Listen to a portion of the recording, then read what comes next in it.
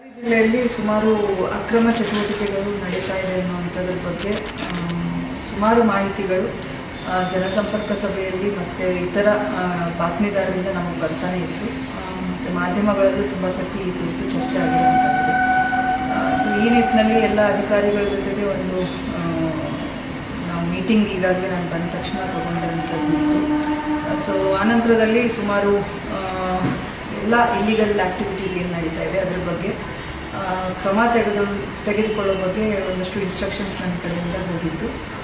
ಎಲ್ಲ ಸಬ್ ಡಿವಿಷನ್ಸಲ್ಲಿ ಎಲ್ಲ police station ಲಿಮಿಟ್ಸಲ್ಲಿ ಏನು ಜೂಜಾಟ ನಡೀತಾ ಇರುವಂಥದ್ದು ಇರ್ಬೋದು, ಹಾಗೂ ಮಟ್ಕ ನಡೀತಾ ಇರುವಂಥದ್ದು ಇರ್ಬೋದು, ಮತ್ತು ಎಕ್ಸೈಸ್ ಏನು ಸಪ್ಲೈಸ್ ಇದೆ ಅಲ್ಲಲ್ಲಿ ಇಲ್ಲಿಗಲ್ ಆಗಿ ಅದ್ರ ಬಗ್ಗೆ ಇರ್ಬೋದು, ಮತ್ತು ಕೆಲವೊಂದು ಎಸೆನ್ಷಿಯಲ್ ಕಮೋಡಿಟೀಸ್ ಆ್ಯಕ್ಟಲ್ಲಿ ಏನು ರೈಸ್ ಪಡಿತರ ರೈಸನ್ನ ಯಾವುದು ರೀತಿ ಕಳ್ಳ ಸಾಗಣೆ ಮಾಡ್ತಾ ಇದ್ದಾರೆ ಆ ಕುರಿತು ಎಲ್ಲ ಸ್ವಲ್ಪ ನಾವು ಜಾಸ್ತಿ ನಿಗಾವಣೆ ಮಾಡಿಬಿಟ್ಟು ಒಂದಷ್ಟು ಪ್ರಕರಣಗಳನ್ನು ಸ್ಟ್ರಾಂಗ್ ಆಗಿ ನಾವು ರಿಜಿಸ್ಟರ್ ಮಾಡುವಂಥದ್ದು ಮಾಡಿದ್ದೇವೆ. ಇದರಲ್ಲಿ ಮುಖ್ಯವಾಗಿ ಲಾಸ್ಟ್ ಒಂದು 15 ಡೇಸಲ್ಲಿ ಸುಮಾರು ಪ್ರಕರಣಗಳು ನಾವು ಈಗಾಗಲೇ ರಿಜಿಸ್ಟರ್ ಮಾಡ್ಕೊಂಡಿರುವಂಥದ್ದಿದೆ. ಡಿಫ್ರೆಂಟ್ ಪೊಲೀಸ್ ಸ್ಟೇಷನ್ಸಲ್ಲಿ ಆಲ್ಮೋಸ್ಟ್ ಡಿಸ್ಟ್ರಿಕ್ಟಲ್ಲಿರುವಂಥ ಎಲ್ಲ ಪೊಲೀಸ್ ಸ್ಟೇಷನ್ ಲಿಮಿಟ್ಸಲ್ಲಿ ಕೂಡ ಸ್ಟ್ರಾಂಗ್ ಆಗಿ ನಾವು ಕೇಸಸನ್ನು ರಿಜಿಸ್ಟರ್ ಮಾಡ್ತಾ ಇದ್ದೇವೆ. ಇದರಲ್ಲಿ ಮುಖ್ಯವಾಗಿ ಆರೋಪಿತರು ಯಾರು ಆಡ್ತಾ ಇದ್ದಾರೆ ಅನ್ನೋದಕ್ಕಿಂತ ಬ್ಯಾಕ್ಗ್ರೌಂಡಲ್ಲಿ ಯಾರಿದ್ದಾರೆ, ಈಗ ಮಟ್ಕ ಫಾರ್ ಎಕ್ಸಾಂಪಲ್ ಏನಿದೆ ಅಲ್ಲಿ ಚೀಟಿ ಬರೀತಾ ಇರೋವಂಥವ್ರು ಅಷ್ಟೇ ಅಂತಲ್ಲ, ಅದು ಎಂಡ್ ಆಫ್ ದ ಡೇ ಅದರ ಪ್ರೊಸೀಡ್ಸ್ ಯಾರಿಗೆ ಹೋಗುತ್ತೆ ಅನ್ನೋದನ್ನು ನಾವು ಪತ್ತೆ ಹಚ್ಚಿ ಪ್ರಕರಣದಲ್ಲಿ ಅವರ ಹೆಸರು ಕೂಡ ಬರುವಂತೆ ನಾವು ನಿಗಾ ವಹಿಸ್ತಾ ಇದ್ದೇವೆ. ಮತ್ತು ಮುಂದಿನ ದಿನಗಳಲ್ಲಿ ನಮಗೆ ಹೆಚ್ಚು ಪ್ರಕರಣಗಳಾದಾಗ ಫರ್ದರ್ ಅವ್ರ ಮೇಲೆ ಏನು ಕ್ರಮ ತಗೊಳ್ಬೋದು, ನಾವು ಗುಂಡಾ ಆ್ಯಕ್ಟ್ ಆಗಿರ್ಬೋದು, ಎಕ್ಸ್ಟ್ರಿಮೆಂಟ್ ಇರ್ಬೋದು, ಸ್ಟ್ರಾಂಗ್ ಆಗಿ ನಾವು ಅವ್ರ ಮೇಲೆ ತಗೊಳ್ಳುವಂಥದ್ದು ಮಾಡ್ತೇವೆ. ಸೊ ಇದೇ ನಿಟ್ಟಿನಲ್ಲಿ ಒಂದಷ್ಟು 78 ಏನು ಮಟ್ಕ ಏನು ಹೇಳ್ತಾರೆ ಅದರಲ್ಲಿ ಒಂದು 15ರಷ್ಟು ಕೇಸಸ್ಸು ಆಗಿದೆ. 28 ಜನರ ಮೇಲೆ ನಾವು ಪ್ರಕರಣಗಳನ್ನ ದಾಖಲು ಮಾಡಿದ್ದೇವೆ. ಅದೇ ರೀತಿ ಜೂಜಾಟದ್ದು ಒಂದು 11 ಪ್ರಕರಣಗಳಾಗಿದೆ. ಇವತ್ತು ಕೂಡ ಸುಮಾರಾಗಿರುವಂಥದ್ದಿದೆ.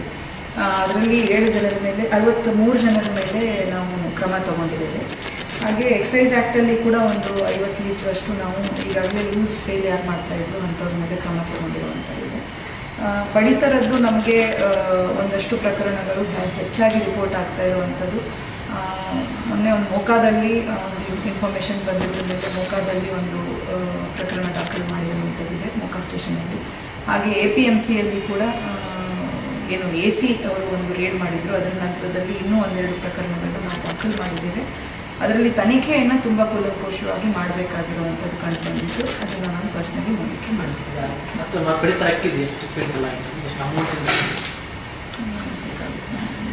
ಏನು ಪಡಿತರ ಅಕ್ಕಿದು ಕಳ್ಳ ಸಾಗಣೆ ಇದೆ ಅದ್ರ ಬಗ್ಗೆ ನಾವು ಕ್ರಮ ತಗೊಂಡಿದ್ದು ಮೋಕಾ ಪೊಲೀಸ್ ಸ್ಟೇಷನ್ ಲಿಮಿಟ್ಸು ಮತ್ತು APMC ಲಿಮಿಟ್ಸಲ್ಲಿ ಸುಮಾರು 3 ಪ್ರತ್ಯೇಕ ಪ್ರಕರಣಗಳಲ್ಲಿ 150 ಕ್ವಿಂಟಲಷ್ಟು ನಮಗೆ ಅಕ್ಕಿ ಈಗಾಗಲೇ ನಾವು ಸೀಸ್ ಮಾಡಿರುವಂಥದ್ದು.